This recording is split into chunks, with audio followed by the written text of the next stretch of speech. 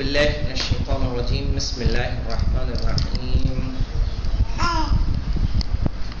ہماری شیعہ شناسی میں حصہ اول ہم ختم کر چکے ہیں، جس میں شیعت کی تاریخ، شیعت اپنے اصول و فروع کہاں سے لیتی ہے،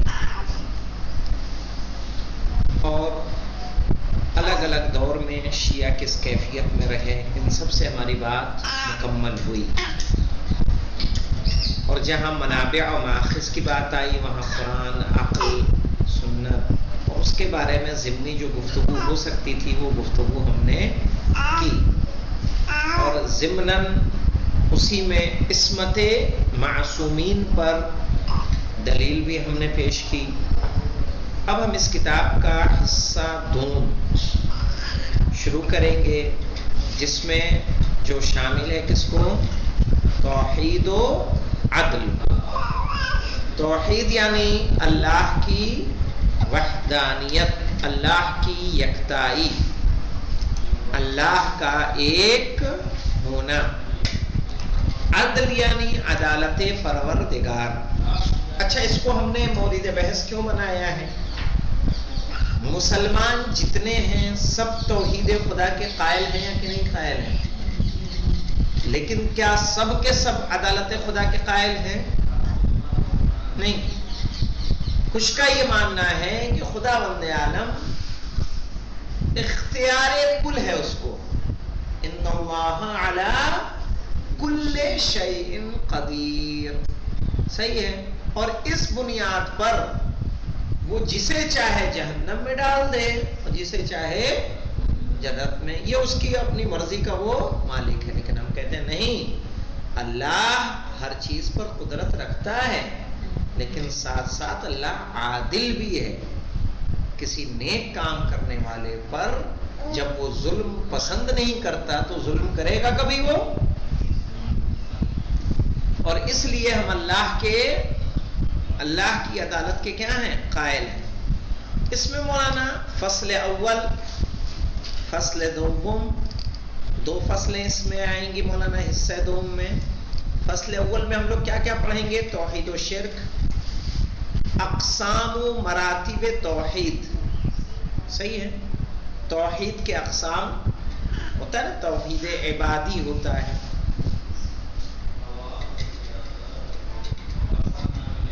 اور تنزیہ و تشبیہ۔ تنزیہ جانتے ہیں کس کو؟ اللہ کا پاک ہونا، یعنی کیا ہے مولانا؟ صفات سلبیہ، ایمان و کفر۔ حصہ دوم میں کیا پڑھیں گے؟ عدل الہی، عدل الہی کی حقیقت، عدل الہی کے مقامات، حسن و قبح عقلی، خلقت کا مقصد، اور بدا اور اس کا انجام۔ بدا جانتے ہیں کس کو کہتے ہیں؟ بدا نا، بدا کہتے ہیں رائے کا تبدیل ہونا، صحیح ہے، کہتے ہیں بدا واقع ہو گیا۔ تو کیا اللہ کی رائے بھی بدلتی ہے؟ مثلا ہم ابھی ارادہ کرتے ہیں کہ ابھی ہم پالن پور جائیں گے، فلاں جگہ جائیں گے، لیکن کچھ دیر کے بعد کیا ہوا؟ پتہ چلا کچھ قدم چلے، پھر ذہن میں کوئی ایسی بات آئی کہ ہم نے کیا کیا؟ اپنے ارادے کو مکمل طور پر بدل دیا۔ یہ کیا ہوا؟ بدا واقع ہو گیا۔ تو کیا اللہ کے ہاں بھی کچھ ایسا ہوتا ہے؟ اللہ کے ہاں کیا واقع ہوتا ہو؟ بدا واقع ہوتا ہو۔ اس کے بارے میں ہم لوگ اس میں پڑھیں گے انشاءاللہ۔ تو ابھی فصل اول کی ابتدا کرتے ہیں کہ توحید و شرک۔ خیر، توحید اسلام کا بنیادی عقیدہ ہے کہ ہم اللہ کو کیا مانیں؟ ایک مانیں۔ اسی لیے پورے دن میں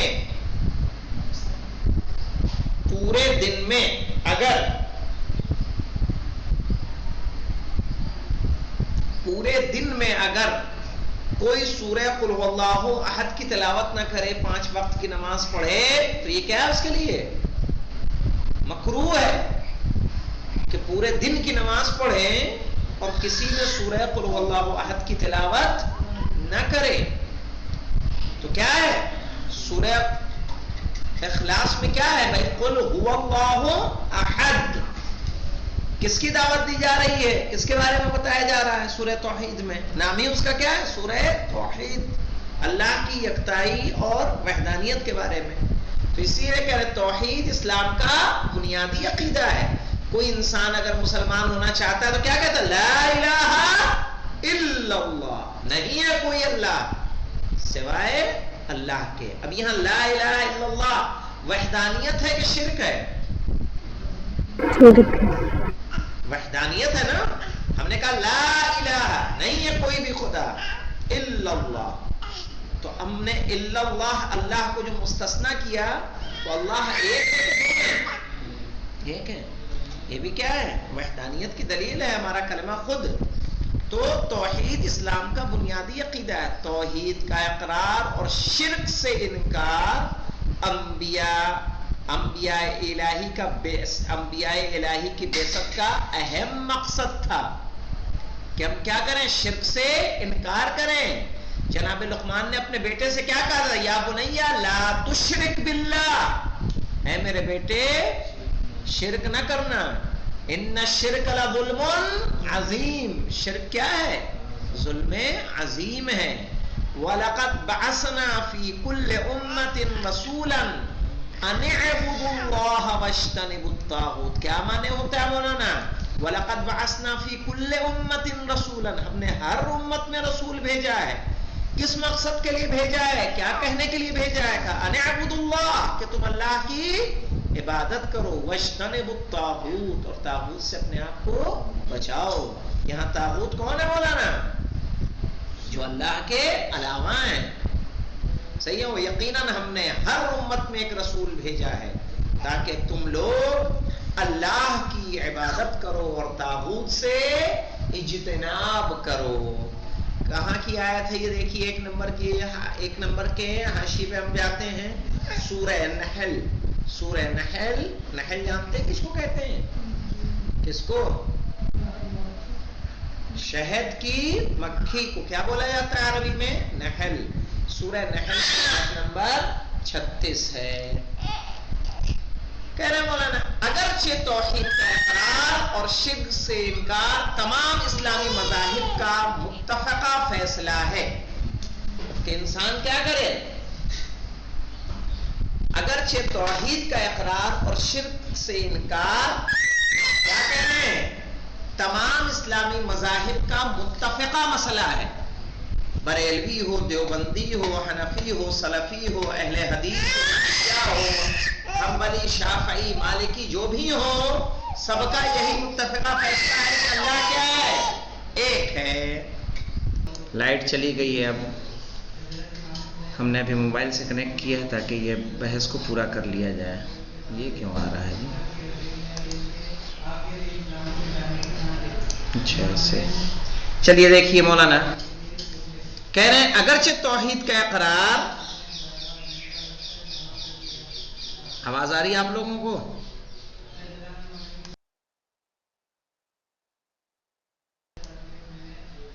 اسد صاحب آواز آ رہی ہے؟ جی جناب. جی جناب آ رہی ہے آواز. ہاں. اگرچہ توحید کا اقرار اور شرک سے انکار تمام اسلامی مذاہب کا متفقہ فیصلہ ہے، اس کے باوجود توحید کی تشریح اور تبیین کے سلسلے میں مختلف اقوال و نظریات پائے جاتے ہیں. سب مانتے ہیں کہ اللہ ایک ہے، لیکن اللہ کے توحید کی بیان میں کیا ہے؟ اختلافات ہیں یا نہیں ہیں؟ اس مقام پر ہم دوسروں کے اقوال و نظریات سے صرف نظر کرتے ہوئے، صرف نظر کس کو بولتے ہیں؟ نظر انداز کرنا مولانا. سمجھ رہے ہیں؟ اس کو کیا بولا جاتا ہے اردو میں؟ صرف نظر کرتے ہوئے توحید و شرک کے اقسام و مراتب کے بارے میں صرف شیعہ امامیہ کا عقیدہ بیان کریں گے. اچھا کیوں صرف نظر کر لیا؟ کیونکہ یہ کتاب کس کے بارے میں ہے؟ شیعہ شناسی کے بارے میں ہے نا، کہ تمام مذاہب کے عقائد کو بیان کر رہی ہے. نہیں یہ کوئی عقیدے کی کتاب ہے. سمجھ رہے ہیں؟ چونکہ ہم کس کو ہم بتا رہے ہیں، کس کا عقیدہ ہم پیش کر رہے ہیں؟ شیعوں کا. شیعوں کی تاریخ ہے، شیعوں کا عقیدہ ہے. جب انشاءاللہ آپ لوگ پڑھیں گے وہ عقائد میں کوئی اچھی کتاب تو اس میں آپ کو یہ باتیں مل جائیں گی، الہیات وغیرہ اگر پڑھیں گے تو۔ عام طور پر توحید کی 4 قسمیں: توحید ذاتی، توحید صفاتی، توحید افعالی، توحید عبادی بیان کی جاتی ہے۔ کہ توحید کیسی ہوتی ہے؟ تو توحید ذاتی ہوتی ہے، صفات میں بھی اللہ کیا ہے؟ وحید ہے، افعال میں اور عبادی۔ لیکن کبھی توحید افعالی کے بجائے توحید در خالقیت اور توحید در ربوبیت بھی کہا جاتا ہے۔ مؤخر الذکر اصطلاح کتاب و سنت سے زیادہ مطابقت رکھتی ہے۔ مؤخر الذکر اصطلاح کون سی ہوگی ہماری؟ مؤخر الذکر اصطلاح کون سی ہوگی مولانا؟ کیا؟ توحید خالقیت اور توحید ربوبیت، صحیح ہے؟ یہ مؤخر الذکر یعنی جن کا ذکر کیا ہوا ہے؟ آخر میں ہوا ہے۔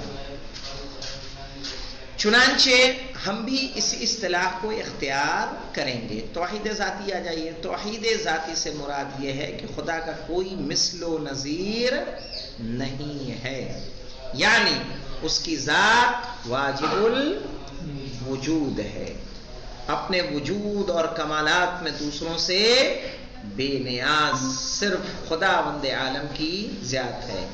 اس طرح خدا کے علاوہ تمام موجودات ممکن الوجود اور محتاج ہیں، چونکہ ہر ممکن الوجود مرکب ہوتا ہے، چاہے اجزائے عقلیہ و ذہنیہ سے مرکب ہو یا اجزائے خارجی سے۔ یعنی ہم لوگ کیا ہیں؟ ہم لوگ ممکن الوجود ہیں۔ ممکن الوجود کیوں کہا جاتا ہے؟ پہلے نہیں تھے، بعد میں امکان پیدا ہوا کہ کیا ہو جائیں؟ ہو جائیں۔ اللہ کیا ہے؟ واجب الوجود ہے، جسے ہر حال میں ہونا ضروری ہے۔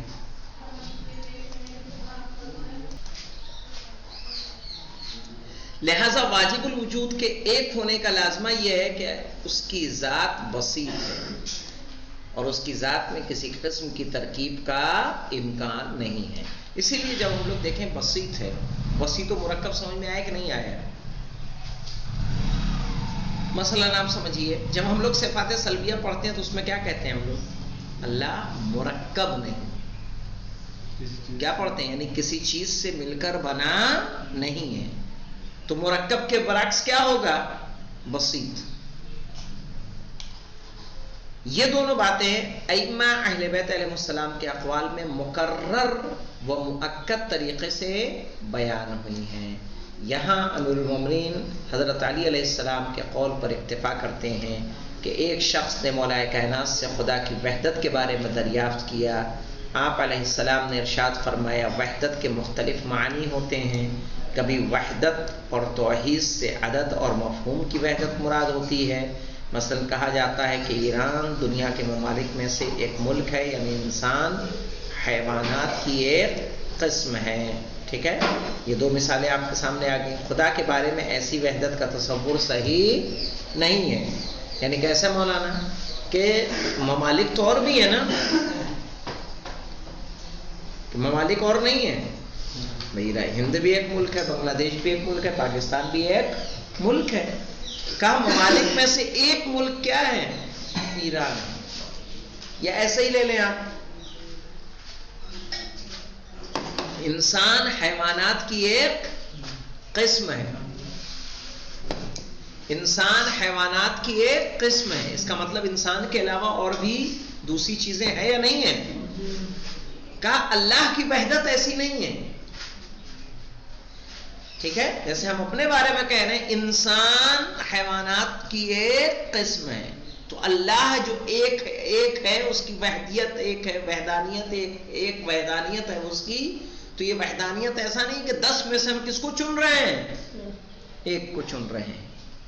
کیوں مولانا؟ کیونکہ وحدت کثرت کے ساتھ کبھی بھی جمع ہو سکتی، وحدت کثرت کے ساتھ بھی جمع ہو سکتی ہے، کیونکہ یہ وحدت جو وحدت ہم کہہ رہے ہیں، یہ وحدت کثرت کے ساتھ بھی جمع ہو سکتی ہے۔